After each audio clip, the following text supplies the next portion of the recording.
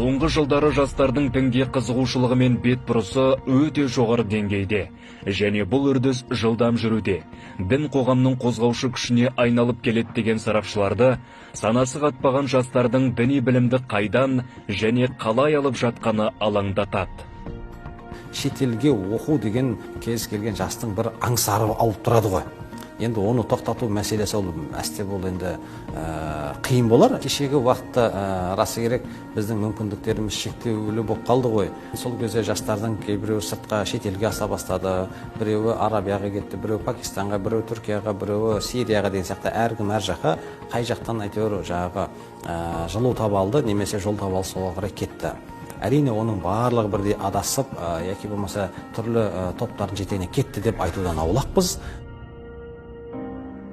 Өзге елге білім алам деп кеткен жастардың арасында деструктивті діни ағымдардың ықпалына түсіп, радикалды идеологияның қол шоқпарына айналғандары бар. Елдегі жағдайды саралайтын болсақ, фундаменталистік идеологияны насихаттап, қылмысқа барған жерлестеріміздің дені шетелдік заңсыз марказдарда оқығандар. Шет мемлекетте түрлі ағымдар, түрлі жамағаттар бар.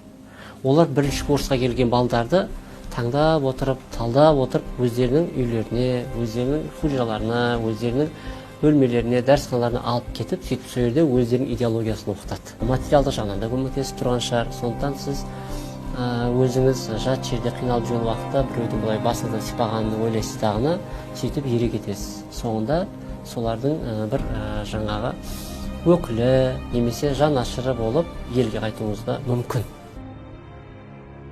Заңсыз марказдардың ұстанымы дәстүрлі исламдық ұстанымдарымызбен үйлеспейді, ханафиттік мазхабқа қарсы.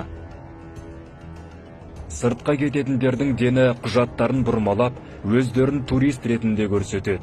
Ал ол құжаттың күші тек 3 айға ғана жарамды. Көші-қон туралы заң талаптарын бұзған жерлестеріміз осылайша ерікті еріксіз түрде түрлі ұйымдардың босағасын сағалайды. Ең үлкен қателік діни иммунитеті қалыптаспаған, діни фундаменті қалыптаспаған жастарымыз шетелге. Мектеп бітірді, 18 жаста немесе 20 жаста кетеді шетелге. Ол жерге барған екен, ол жерде қадағалау жоқ, бақылау жоқ. Бұлардың алған білімі не істейді? Адамдарды бөліп жатыр да. Адамдардың арасына іріткі салып жатыр. Адамдарды дінге шақыру емес, діннен қашырып жатыр да. Египетте де заңсыз марказдар бар. Біз оларға ықпал ете алмаймыз. Ондайлармен үкімет күреседі. Ал Аль-Азхар Қазақстан мұсылмандары діни басқармасының ұстанымын қолдайды және екі жақты ынтымақтастықтың нәтижесінде қазақстандық студенттерге бөлінетін грант санын 25-тен 50-ге жеткізді. Муфтияттың жолдамасымен келген студенттерді қуана қабылдаймыз және олар біздің бақылауымызда болады. Елімізде діни білім алам дегендерге бар жағдай жасалған. Республикамызда Нұр Мүбәрак бірегей университеті бар. Сонымен қатар 9 медресе колледж, 7 қарилар орталығы, мешіттердің жанында діни сауат ашу курстарда жұмыс істеп тұр. Оқу бағдарламасын министрлік пен мүфтият бірігіп бекітеді.